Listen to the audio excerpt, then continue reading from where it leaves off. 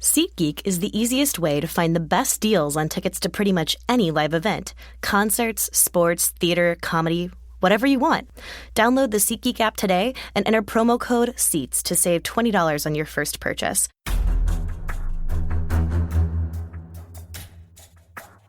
Hi, what's going on, everybody? It's Terez, Paylor, Chiefs beat writer for the Kansas City Star, and we are bringing back Chiefs Game Plan. Had our first one last week. Thought it went over pretty good. Looking forward to doing another one this week. Got a really good show for you guys.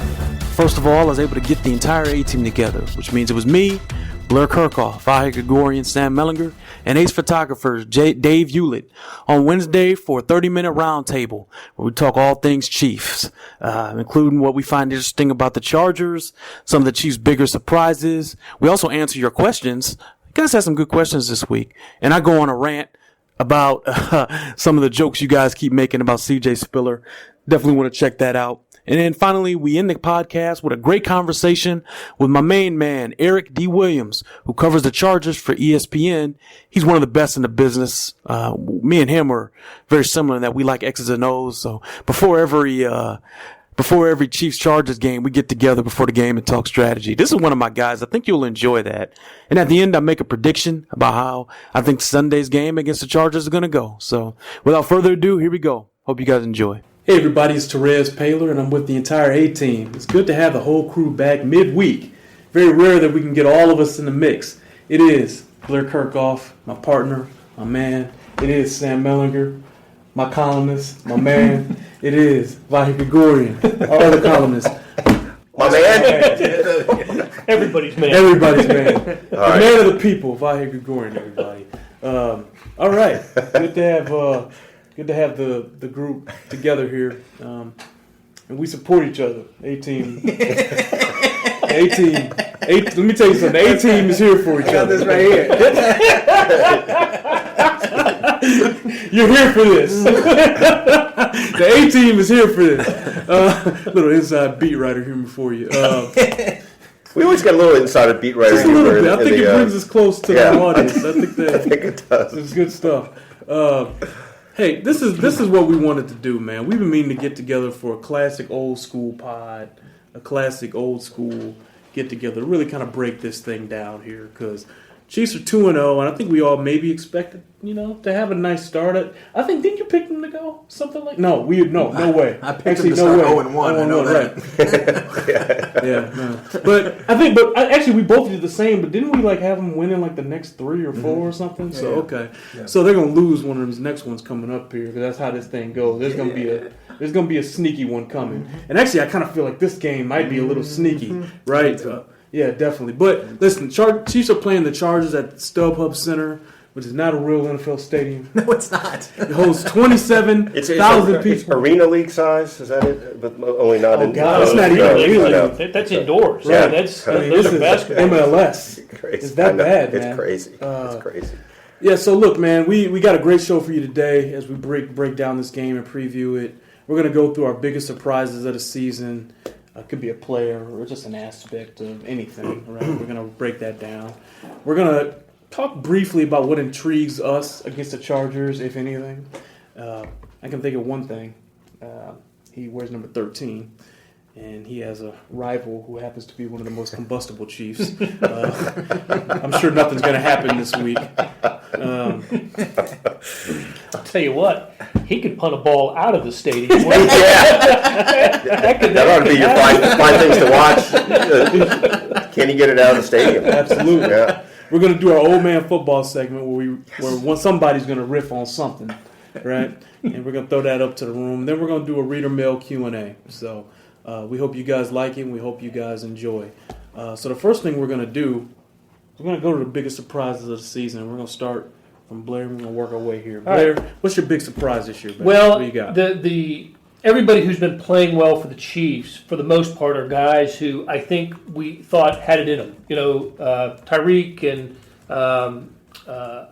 Alex Smith, of course, Justin Houston. I'll have you guys speak to the running back. I'll say Chris Jones, because we haven't seen a game from Chris Jones in his year-plus career like we saw on Sunday against the Eagles, where he, let me see if I get this right, 4 tackles, 4 solo tackles, 3 sacks, 2 forced fumbles, and an interception. I mean, that's an incredible game for anybody, much less a second-year pro who hadn't come close to anything like that. So I'll let you guys talk about the running back. I'll say Chris Jones is just the ability to have that kind of game is eye-opening to me, and I think it speaks well for what this defense can be. I'm going to piggyback on that just a little bit. I don't think it's just Chris Jones. My guy, it's actually going to be all of them. I think a lot of the interior linemen, like these guys look pumped up. These guys look great. Even Rakeem Nunez-Roches. He hasn't recorded a stat, but on a lot of the sacks that Houston had and a lot of the sacks that Benny Logan had and just these hits and Chris Jones. And I got my book here. I'm charting this. He's getting pluses because he's right there. He is literally the next guy. He is a fraction of a second off from making plays. So he's right there. And I think Benny Logan's pass rush ability, all these guys, the Chiefs' interior defensive line, these guys look these guys look like the real deal through 2 weeks. These boys look pumped up. These guys look for real. And Nacho was even though he doesn't have many stats, he was on both of those 4th and 1 stops against New England. He was in the middle of those piles, throwing his body in there. And how many sacks do the Chiefs have this year now? Is it 8, 9? It's 9. It's the second most in the NFL. Right. And what they had last year as a team, 20-something, and noticeably. I mean, it was noticeable, the decrease in sacks, and now they're on pace for something. I have another interesting thing you guys want to know, because, again, I labor over this. You watched the film? I do. You tried it? I do. Okay. But I will tell you, would you guys believe they're getting this much pressure with just 4-man rushes? That's the whole thing. They're doing this with 4-man rushes. Yep. Somebody pointed that out to me. One of my players pointed, and I was just like, "What? That's really hard for 4 to consistently beat 5. If you can take a guy out of coverage, if they keep this up, that's championship level stuff. You guys got to understand it. Hope I didn't take anything out of your wheelhouse. What do you got here? No. I'm glad. I was hoping we talk about that, about the pressure without blitzing. I think that's a lot of how they got to Brady. That's how you beat the Patriots. That's what we talked about before that game. That's kind of the secret to professional football, right? If you can do that, you can win a lot of games. But because we're talking about surprises, right? My guy is Laurent Duvernay-Tardif. Good one. He has basically been flawless at that position. I think he's given up one hurry or something. I'm going to get it wrong, so I'm not going to try. But he has been basically flawless. And when you watch him again on some run plays, when he pulls and he gets downfield a little bit, he can just erase linebackers. He has been a guy that, 6th-round pick, right? And just consistently, and when they picked him because, physically he fit all the, checked all the boxes. But, basically just not played football. And he is just, I don't know how many guys can just consistently get better almost literally week by week and certainly year by year. And he's turned into kind of a fringe NFL guy. You get, a lot of 6th-round picks don't make the roster. And now he got an extension that I think some of us kind of raised our eyebrows about. But he's earning the money now. He just keeps getting better and better and better each week. Good call.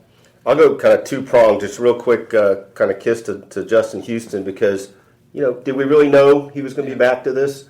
And I thought he played just a terrific game the other day, and more notably for once, not just because of sacks. I shouldn't say for once, but that was the best part of his game. But the one I got to go with really is Kareem Hunt because, you guys were onto him early. You understood, especially Terez, what was happening there. But thinking he'd be good to decent is one thing. Thinking he'd be, this kind of exceptional right now. In fact, we were just looking this up. You guys may have come across this earlier, but does the name Dutch Sterneman ring a bell? The Dutch Sterneman? Yes. No. Of the Decatur Staleys in 1920. Wow. That's a record he broke for most touchdowns in your first 2 games. Dutch Sterneman of the Decatur Staleys has been the NFL, right? passed up. Let me add something to this. Yeah, it was, I think. When I use the name of a Hall of Famer on somebody early, I'm not. I don't like doing that. Yeah. When I do it, it's because I think the guy's really. I did it about Marcus Peters. I said that in August. The ball skills are a little Dionish. That's not something I use lightly. Kareem Hunt, Emmitt Smith. I said it. If you ever hear me say that, you don't hear me say that about some guys, right? I don't need to point him out, but you know what I mean. I've never said, Lawrence Taylor about whatever, right? I don't just do that. I don't go saying that. My point is, you're right. He's actually been really good. I don't even know if I could have predicted this fast of a start. I thought he was going to be good, not necessarily this early. Even after Spencer Ware got hurt, it's kind of hard to imagine somebody can step right in and be this doggone good. Yeah, that was going to be, the first challenge, right? Can he just step in? Well, I mean, now it's well above and beyond that. Well, I remember thinking in New England, when they gave him the ball the first play, I remember turning to you guys and saying, what a mistake that was. And not just because he fumbled, just because don't do that to a rookie in his first game. Let him get hit a couple times. Let him, get used to the feel of an NFL regular season game. Instead, they give him the ball and he fumbles, and what a disaster that turned out to be. One of the things that I think more and more the more I watch sports is that it doesn't matter nearly as much your physical talent as how you respond to things like that. Yeah. When you get punched, what do you do to react? How do you react? And that was as impressive, to do it after the fumble. I'm more impressed with his first two games because the first carry was a fumble than I would be otherwise. Right. And the other thing too, we saw it. If you watch him at Toledo, you see him break a lot of tackles. You never see the first guy bring him down. But in the back of your mind, you're still like, it's the Mac. Now he's playing in the NFL. And there was a play, I forgot when it was in the game, but it was a pass out to the right to him. And I counted this. I watched the game again. I counted it was the seventh guy that had a chance to bring him down that finally got the tackle. And I didn't count on the touchdown, that, what was it, 2 or 3 yard run or whatever it was. But it had to be the 5th, 6th, 7th guy that had a chance to bring him down there. You mean when he's running backwards? Yeah. I mean, just the strength, Can't teach just it. continuous. It's incredible. I'm going to have a It's story absolutely coming incredible. about that sometime in the next couple of weeks. Yeah. You can't teach the way he makes people miss. No. You can have a good athlete, and some of them just get hit and they fall. But the way, the instinct he has, you just have it or you don't. Hey, and it's two things, by the way. It's make people miss, but also break the tackle. Yeah. Right? I mean, it's both, which not everybody can do both either. I'll go back to the New England game real quick, and everybody will remember the 78-yard touchdown reception. I was more impressed with his 3-yard touchdown catch, where he had to kind of go up and twist his body a little bit. Yeah. That play showed me something that I didn't think. And then sprint to the corner. Yeah, and then get to the corner, right? Lost no momentum. Right. Almost That- gained momentum. that was a coming fantastic off the ball. play. Yeah. Let's move on to the next subject, which is the upcoming opponent, Los Angeles Chargers. How many times is You're that gonna talking happen with in your the heart. I am. Do we think we fully replaced the San Diego No. experience? We think we're close this weekend, but it's not going to be the same. No, it's not. It's not even close. I'm just. Blair thinks it might be close. I'm not going to get over this. Look, there's some places in Los Angeles that. But we're not going to be walking to Mexico like we almost did last time. I'm saying Phil Rivers is doing it right. He's staying in San Diego and commuting. And it's 3 hours. That's the commute But I think he does it. with traffic. for him, though. I mean, Maybe with traffic. I think yeah. he's got somebody driving, right? Yeah, he's in a Madden cruiser, I think. He's got one of That's those. right. Good for him. That's what I would do. So outside of this move to Los Angeles, what intrigues you guys about the Chargers? I'll kick off. I mentioned it earlier. Keenan Allen versus Marcus Peters is going to be a lot of fun. What are the odds that we get a Marcus Peters game, which includes what? An interception and unsportsmanlike, some sort of 15-yard penalty.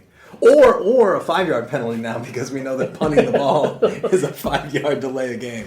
Should we just I call think that it's the like Marcus Peters? 85%. Whenever you have the interception and then like an unsportsmanlike conduct penalty, should we just say, Yeah. you got a Marcus The Peters? Marcus, yeah. You got a Marcus today?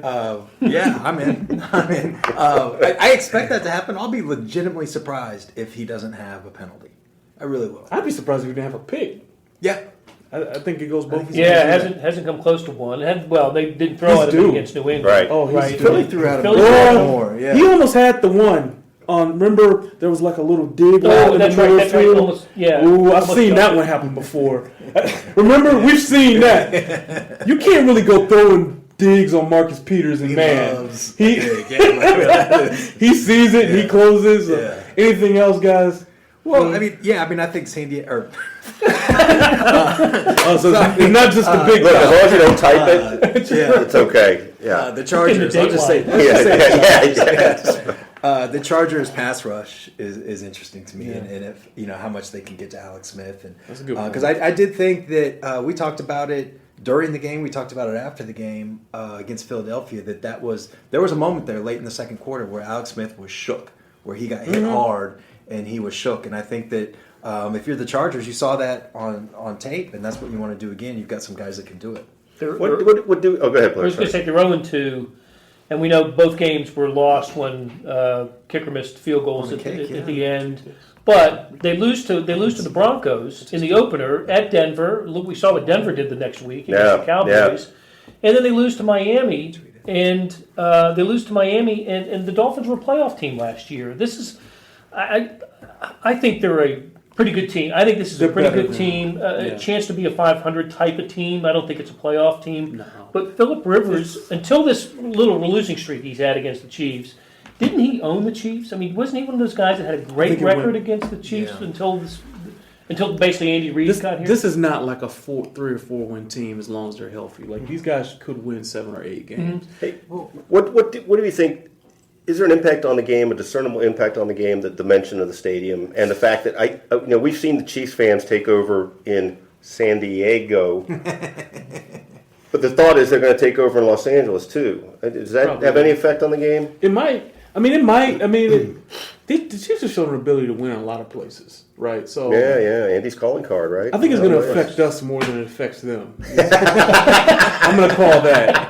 There's no way that press box is large enough for everybody. No. Producer David Hewlett is already concerned about it. The locker rooms will be plenty big enough for all of us. I'm sure we're not going to have any trouble getting everybody we want. I'm sure that's going to be easy. Can I say one thing about the Chargers, about the Los Angeles Chargers? We always tend to look at all of these games, us and whoever's watching, like very Chiefs-centric, right? Like if something good if the Chiefs make a big play, it's because of what the Chiefs did. If the Chiefs give up a big play, it's because of what the Chiefs did.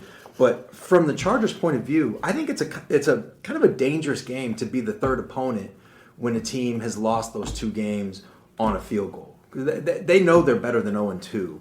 And I just wonder, it just feels a little bit trappish, a little bit like, the Chiefs might be going on the road to a game that's going to be a weird atmosphere. It feels like a dangerous game to me. It really does. That's correct. I'm not disagreeing. We've seen them. This team's gotten mentally tougher since Andy Reid's been. That's for sure. Yeah. I feel like this is a game they probably lose 3 years ago, 4 years ago. Now I think they're mentally tough enough to handle it. But that game gets too many penalties. I thought the Eagles game was there. That game, that trap game. A couple extra days to think about the Patriots win, and what's funny is this will be the first game they've had just the standard amount of time to prepare for this season. I mean, it's just you're right. Little quirk. Yeah.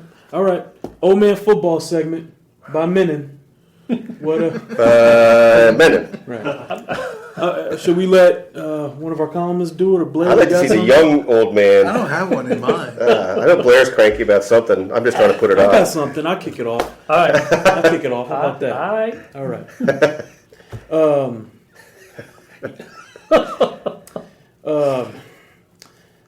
Enough with you guys tweeting me about CJ Spiller, okay?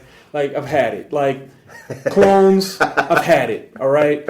I know it's funny to think that they've re-signed CJ Spiller. I know you think you're clever by tweeting me saying, have they re-signed CJ Spiller yet? Have they released CJ Spiller yet? I know that you guys think that's funny. It's not. It's as funny as your Romeo Cornell little growing jokes. Okay, clones? We've had it, all right? Stop sending those to me. Got it? Keep sending them. Hey, I got a little something, and actually we all probably have something to say to this. Can Travis Kelce just go ahead and act like he's been somewhere before, anywhere before? And look, I'm all for it. Like, I love the Kareem Hunt sleeping on me thing. That was fun, right? I'm not just a complete old man football crank fuddy-dud, really, but to have Andy Reid get in his face over the penalty, and then score a touchdown a little while later, and basically take the exact same risk doing the fly eagle fly thing around the field. That is so brazen and just off the rails that isn't he listening to anybody?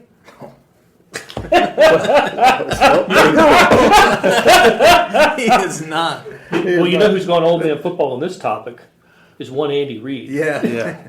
Yes. And I believe there'll be a video, if not posted already, will soon be posted on his response to questions about Travis Kelce. And let's just say that Andy Reid has finished responding to those questions. Well, you're right, though. It is totally old school, old man football. I'm so mad at Travis Kelce, I'm going to take it out on the media.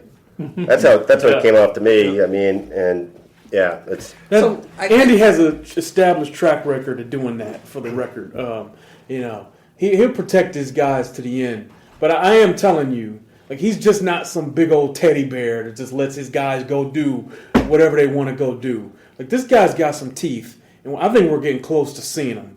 Like, this is ridiculous. It's 4 games in a row. There's been something, right? Mm-hmm. And I actually had that. Suspension. I had that actually as one of my surprises, that there's been 2 of these things already. Typically, it takes him a little while to get lathered up into something like that. But he started the season nutso. Yeah. Like, after declaring himself, no longer an idiot running around. That's why Andy said we got 3 months until Christmas. Yeah. There's 14 more games. Like, look at where we are. Like, it gets worse as the season goes. So, yes, like, he's 28. He's about to turn 28, right? Like, we're getting to the point Andy's going to show his teeth on this. Is that what Travis isn't going to? I got a question for you. How close are we to? Will Sunday's game be remembered as the start of Chiefs fans starting to not turn against Kelce, but start to look at this? Here is back to the Chargers, not San Diego, but this was one last year. He sat out the first series. Would Andy do something like that based on what we've just seen? Is that something that's in the cards this week? It might be. We don't know. It might be.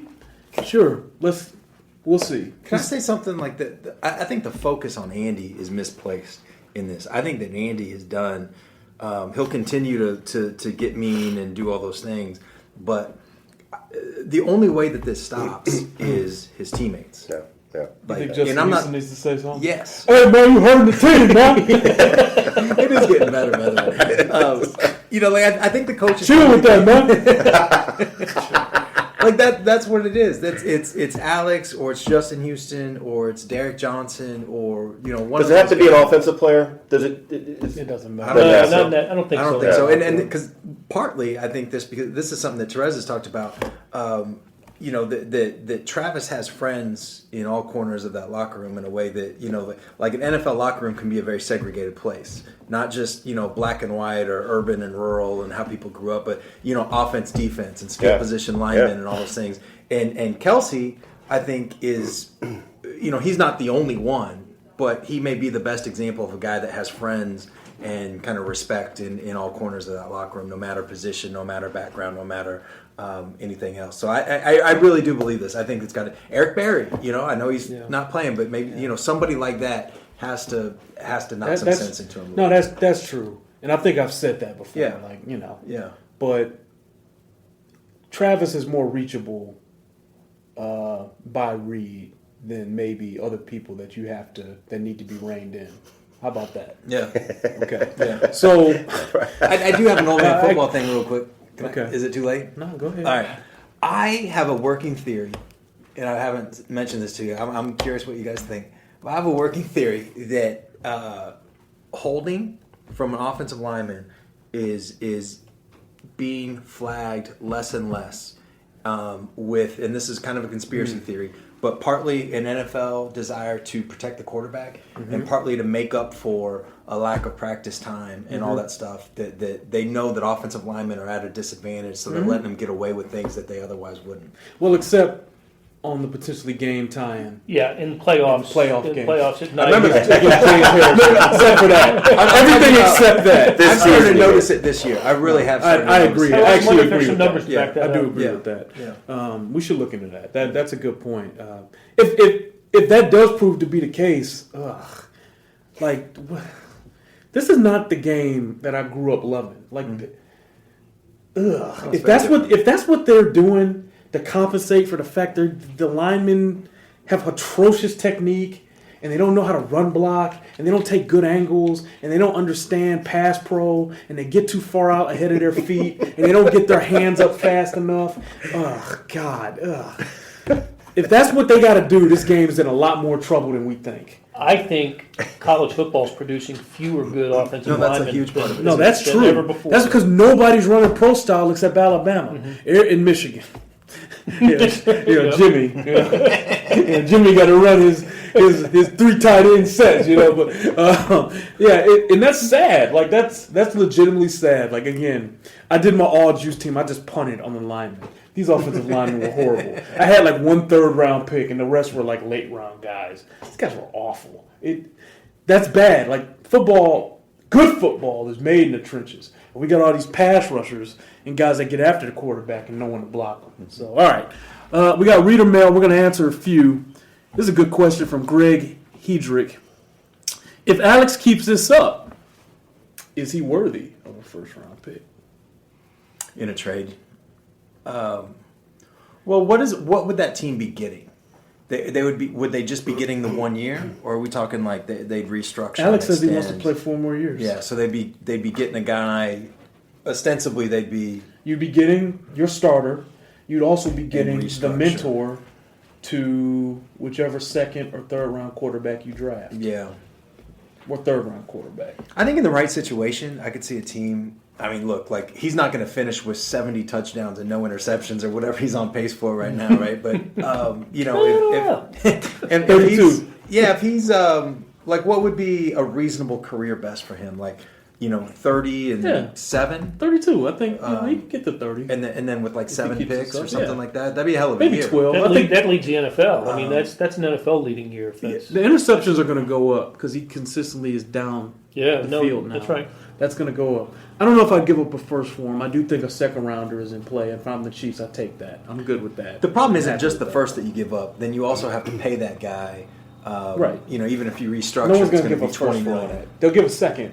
From the Chiefs' point of view, okay, great. You get my 2nd round pick back. I get 2 first. I get 2 2nd round picks that'll make up for it. It'll be like you traded down. Plus, you got the quarterback in the future. Broader question on this question is just this. I mean, are you guys of the mind that there's really almost no way he's their quarterback next year? No, I think it's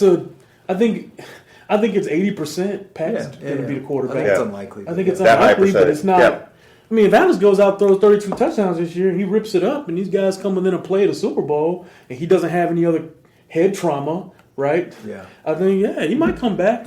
We also don't know how Pat's going to develop for the next 3 months. Right. We'll have to see. I don't know. So the problem isn't just, though, that Mahomes doesn't have to be – the Chiefs don't have to believe that Mahomes in 18 is going to be as good as Alex would be in 18.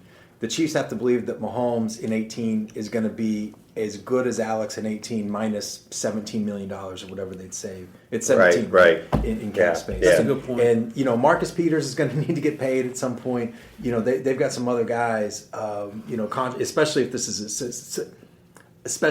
a successful season like it looks like it's going to be. They're going to have some places to put that money. I agree. We're going to ignore Kenny Vaccaro. We're not going to go there. Was there a glaring weakness with the O-line? Yeah, it's called Philly going 8 deep. Fletcher Cox. And rotating guys. It's called number 91. Yeah. It's called Cox had a pretty quiet day, but he did kind of. There were times he was where disruptive. There was some disruptive. Statistic-wise, he didn't really. Right. There was Just stuff. sack. Brandon Graham. Yeah. Brandon Graham. I told you guys, Brandon Graham is good. Okay. Derek Barnett might start here. Derek Barnett's good. They got guys, man. They're rotating cats right on through now. Chris Long comes in, plays a little 15 players or whatever. Where's that I really D-line like the Philly D-line, man. in the context of the league? Where is that Philly D-line? It's top 5, 7. top 3. It's easy, top. Without the benefit of doing the necessary work on it, I'd take that D-line, and I mean that's it's pretty doggone good. So, how do you guys feel about the safety by committee approach? Question by Adrock. I think the guys who played last week showed themselves pretty well. Eric Murray had the big play, touchdown saving tackle, and Sorensen had a couple of highlight moments. I think it's going to take a little time for them to get adjusted to these new roles. But I feel better about it after the game than I did going into the game. I thought this was Philadelphia they threw the ball well. Carson Wentz had a good game, and and it was they picked on even threw it at Marcus Peters. So Wentz finished with 300 plus passing yards and 336. but I think that it's going to be okay for now, especially if the Chiefs are as good up front as they appeared to be. If they can get pressure on quarterbacks, then I think the Chiefs will be able to live with Sorensen and Murray. I want to go we're going to go about 35 minutes today because we got some good questions here. Okay. I'm going to take care of the people that decided to tune in, so thank you. It's for corporate reasons. Okay. You got Just double checking. Yeah, I got it. Good question from Kyle Fisher. Did you guys notice anything off with Peters last week? Other than the fact he was getting thrown at? I don't know. There were some times where it felt like he was like a little slower than normal. And he was getting worked on, too, at one point in the game. I tell you what I was disappointed in on. was, he really did kind of get out of the way of Wentz when he was running on that play. Yeah, okay. That was some I mean, that was Roger Dorn. it really was. It really was. I don't blame him. I thought there was. I don't blame him. I'm saying I blame him, but yeah, Out of the way. Yeah. There was it seemed to me there were more times on Sunday than usual where he was way off the line of scrimmage. Steeper. Yeah, and there was a play. I can't remember who the receiver was. Was it Torrey Smith or I can't remember. And it was just kind of little slant, and they got 18, 20 yards out of it. And Marcus, it was his guy, and he got turned around a little bit, but he was so far back from the line of scrimmage when the play started that play was always going to be open. Was that And I him just or them don't remember. aligning him? No, I think that's Bob Sutton. I don't think that's Marcus Yeah. Peters, but it's interesting to me. I don't know why they did that. Yeah. It seemed much more than usual. Andrew Cate asks, how is New England ahead of KC in the power rankings per Bleacher Report? I Because they're don't power give rankings. Because they are designed to... Make you ask questions. Those are a corporate invention, right? Those are designed to get you to click on trash. There is nothing more irrelevant than an NFL power ranking. Note to self: start NFL. We are about our clicks. We are about our clicks. I knew something good was coming when Blair clicked the pen. Brendan Downey asks, any concern with running back depth? Shouldn't there be another bruiser? You know what? The nature of this offense right now, they throw a lot. They're using a lot of three receiver sets. More than they have in the past, actually. I feel like the number of 3 tight end sets or even 2 tight end sets are down. I actually checked into this. They're not using the tight end quite as much. Using a lot of 3 receiver stuff. And if they're going to go 3 receiver, that means that running back needs to be able to block and catch the ball out of the backfield. So not necessarily, right? I guess you want a bruiser, but Kareem Hunt kind of functions that way because he's really good near the goal line. If anybody got anything to add, I don't know how many bruisers could have scored that 2-yard touchdown. That was He kept his legs moving. Oh my God! Yeah. With the Broncos, don't play with me. With the Broncos and Raiders looking strong, what record is it going to take to win the AFC West? Probably 12 wins, 11, 12 wins. Took 12 last year. Yeah, 12 last year. Did the Raiders have 11? No, they were both 12 they were and both 4 12 with and 4. Chiefs swept. Oh, that's right. Tiebreaker. Yeah. Yeah. I don't know, 12. Didn't we picked them to both go 11 and 5, right? Yeah. But we Pretty both picked them to win the division. Yep. All right, so And we're you both probably adjusting figured that based 0-1 on- too. That's right. That's the Absolutely thing. 0-1. They were going to be 0-1, right? Ryan Clausen says, did Andy give Kelsey a mini suspension by only making him block in the first quarter?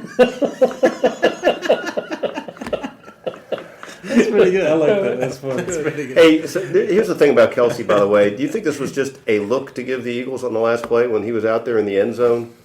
No. And Calvin Johnson did that for the Lions. But then they call a timeout, and Yeah. he comes out. They and- took him off the field. I didn't understand that. Yeah. Why take him off there? Is that just give him something different? They saw it before the timeout. Now we're going to do something. There was some different. concern in Probably. the press box that he might celebrate in an unruly way after. I might have bet on it. I don't remember who said it. That's funny. How big is the Sea of Red in LA this week? It'll be large. Nobody cares. Oh, it's always about big that. when it was in San Diego. I suspect it. I don't blame. By the Well, way, it won't be that big because You can only be so big.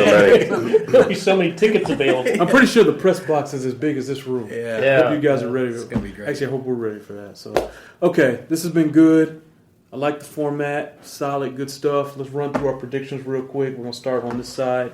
Vahe, Chiefs are 2-0. Chargers are 0-2. Where you going? Chiefs win about 28-21.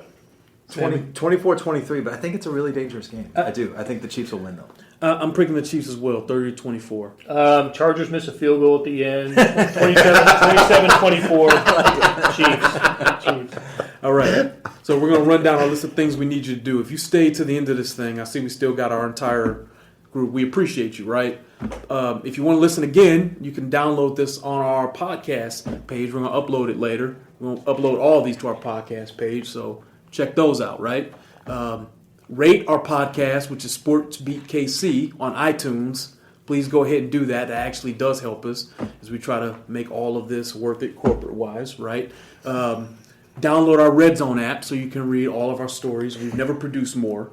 We've never produced better stuff, right? And there's a tremendous amount of effort that goes into all of it. So go ahead and do all that for us. We would appreciate it. For Vahe, for Sam, for Blair, I'm Terez. It's good to see you guys, and we will see you this weekend in sunny Los Angeles. Ooh, the Chiefs signed C.J. Spiller. Just kidding. That was good. SeatGeek is the easiest way to find the best deals on tickets to pretty much any live event. Concerts, sports, theater, comedy, whatever you want. Download the SeatGeek app today and enter promo code SEATS to save $20 on your first purchase. Okay, good stuff there. Let's go ahead and transition to my conversation with ESPN Chargers reporter Eric D. Williams. Let's go. I'm here pleased to bring one of my main men on, Eric Williams from ESPN, covers the Los Angeles Chargers. Eric, how you doing, man? I'm doing well. Thanks for having me. It's always good talking ball with you. I enjoy it. But hey, I'm in Southern California.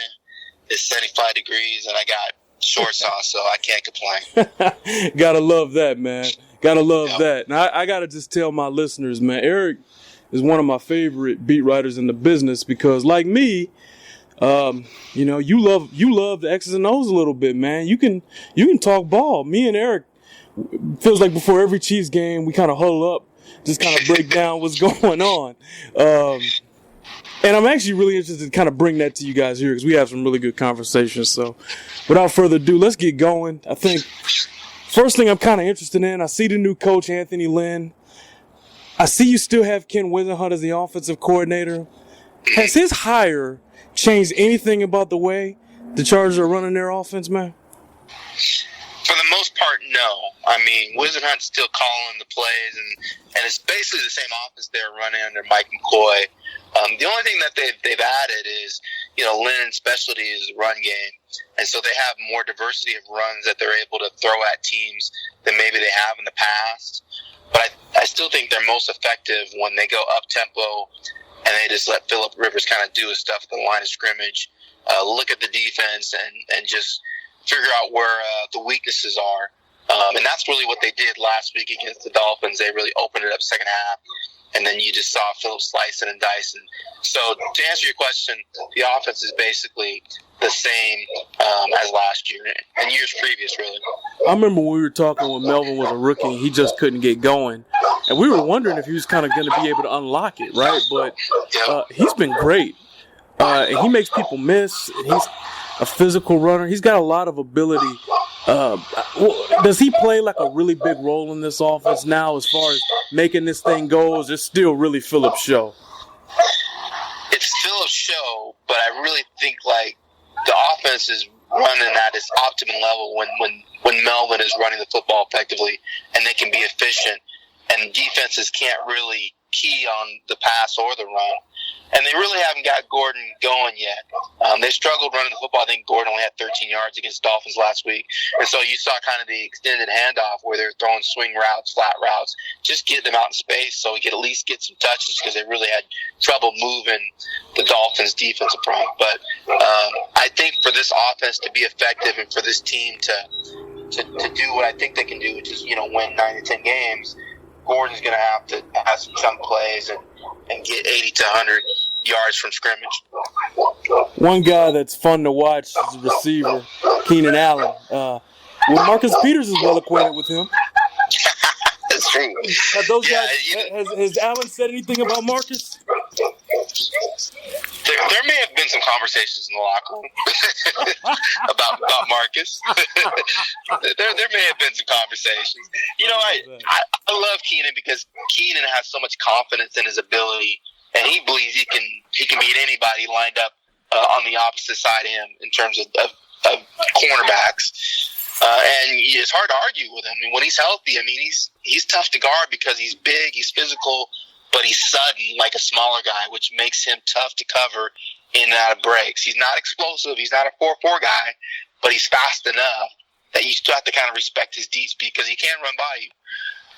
So, yeah, I definitely think he's looking forward to that matchup with Marcus. I imagine Marcus is probably looking forward to it as well, based on what was happening in that earlier matchup in the opening game of the year. And I think, for me, that's really the story is the Chargers have their full complement of playmakers. That wasn't the case, obviously, in that last game of the year last year.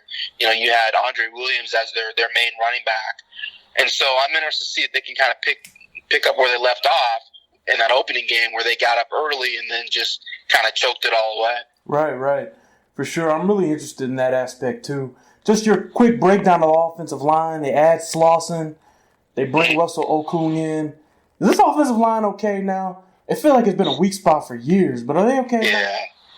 I think we talk about it every year when we meet up. Like, O-line. Like, I don't know. I think it's addition by subtraction. They get rid of King Dunlap, who, when he's healthy is a good player. The problem is he just can't stay healthy. Has concussion issues and leg issues. Same with DJ Fluker. Tough, hard-working guy. Had trouble keeping the weight down, and again, the injuries, so they move on from him.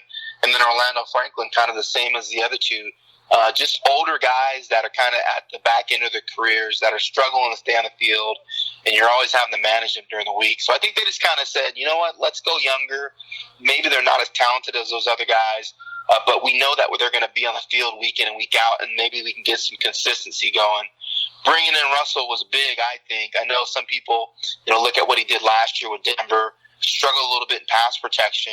But I think some of that was on the quarterback, maybe holding on the ball a little bit too long. Yeah. And, pass blocking is not Okung's specialty. He's a run blocker. I covered him in Seattle. He's a nasty guy that likes to get after it in the run game. He's an adequate pass blocker. And I think with Phillip, it's even better because Phillip gets rid of the ball so quick. So he doesn't have to block for 3.5 seconds. It's more like 2.5. Because it's more of a quick passing game. So you have him at left tackle. You have Matt Slauson moving from center to left guard, which I think is his more natural position. They have an undrafted rookie from last year out of Vanderbilt, Spencer Pulley, playing center, and he's been solid. You haven't noticed him, which is what you want for a center. You haven't noticed him getting blown back or anything like that. But really the surprise has been their right guard, Kenny Wiggins, again, a guy out of Fresno State, kind of unheralded, journeyman, really struggled to make the back end of the roster. He's been balling. He's been really their best offensive lineman of the 5 in the first 2 games. And then Joe Barksdale, a solid pass blocker on the right tackle spot. So I like what they have there. The issue for these guys, though, is they're not going to blow you out the line of scrimmage. And I think that's why Melvin's really struggling to getting it going in the run game, because there's just not a whole lot of creases there for him to get moving. When the Chargers offense has struggled this season, what have the opposing teams done to make that happen? I think they're just pushing the line of scrimmage back. And I think that's the issue, is getting a push in the run game. And then on third down, Phil's struggling. I think they're 25%. They were third and medium, third and long against Denver, so that kind of affected their ability to be efficient. But against the Dolphins, they just had penalties. They had 3 different penalties where they were in scoring position on third down that pushed him out of scoring position or out of field goal position. So I think they need to be more efficient. They need to get rid of the penalties, and they need to be better on first and second down so they're in more manageable situations in third down. I got you. All right. I took a look at this defense. They calling it a 3-4, but I was watching the last 2 games. It feels like every play they're like in a 4-2. I know that's because teams are going more 3 per wide personnel now. You kind of like what they've got in that nickel personnel up front? Yeah, I'm familiar with this defense again because I was in Seattle when Gus was there. And you're right, it's a 4-3 scheme, with 3-4 personnel. So at times they run kind of a bare front on early down, so it looks like a 3-4 to try to stop the running game. And you're also right in the sense that they played a lot of nickel. They played a lot of 4-2-5. They drafted Dexter King out of Iowa, and he's their nickel guy. He's good ball player. He's good. Playmaker. I like him. Yeah, he's got some skills. I think he had like 18 picks in college or something like that. I think he had 29 picks in high school, something ridiculous. So he's kind of added something a little bit in terms of his ability to play nickel. You know, they're missing Jason, so, I mean, that's their top corner. They have Trevor Williams playing in place of Jason Verrett, and he's done a solid job. But you're right. It's more an emphasis on speed and guys getting to the football. The one guy that's played really well for them is Jatavis Brown. He's good. Played, yeah, he's all over the place. Yeah. He's a will backer. But in this scheme, he's kind of like Neal for the Falcons, similar body type and skill set. A guy that can run and cover. You know, ran a 4.45, I think, coming out of college. He leads the team in tackles. I think he leads the NFL in tackles right now with 26 tackles. So he's made a lot of plays, and that's been important because Denzel Perryman's still hurt. Their Mike linebacker, and they're rotating two guys in right now. Hayes Pullman, who they picked up from Jacksonville, knows the scheme, and then Corey Toomer is kind of their base guy when they go base at Mike. So I think that's their second level of the defense is an area I think that Kansas City will try to attack. Obviously, their front four is one of the better front fours in the league when you have Joey Bosa, Melvin Ingram, Corey Legit, who's done a nice job of pushing the pocket, and then Brandon Mebane, who's kind of their run stuffer. So their front four, they're going to just try to get pressure with their front four. They're going to keep everything in front of them and just try to get you off the field. You know, bend but don't break. And so far, they've been okay. You know, they only give up 19 points. You really should win a game like that if you're holding a team to 19 and then gave up 24 points on the road in Denver in a hostile environment. There's no shame in that. No. In general, when teams have given this defense issues, how have they done it?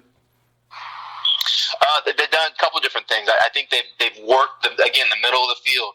When you get linebackers like Kyle Emanuel and Jatavis, you know, having to cover downfield, I think that's a mismatch. So they've done that. And they've been able to run the football pretty effectively. I think Jay Ajayi had 122 rushing yards. Yep. So he was gashing them early. They're having trouble tackling. You know, this is a team that needs to do a better job tackling in open field.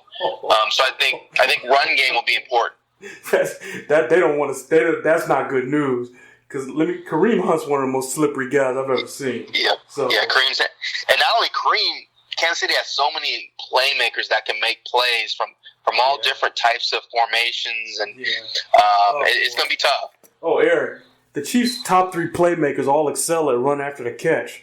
Yep. Ty, Travis, and Kareem. Oh my God. Okay, so that's could be a track meet. Can we also talk about briefly, just real quick, StubHub Center? What's it like covering a game there? I'm trying to get mentally prepared. Yeah, I mean, it's like covering a good small college team. Like if you were to go watch Montana play or Boise State. So, you know, it seats about 27,000, but it was full. You know, I think kind of the national story was there were a lot of empty seats, and that wasn't the case. I mean, you know, they can only seat 27, and because of comp seats and ADA, you know, really it's more like 25-5 or something like that. So it was full. The problem was it was, you know, 30-40% Dolphin fans, and I know KC travels. It's probably going to be at least that much in terms of Chiefs fans. But the game itself, I mean, it's awesome. I mean, because you're so close as a fan to what's going on in the field.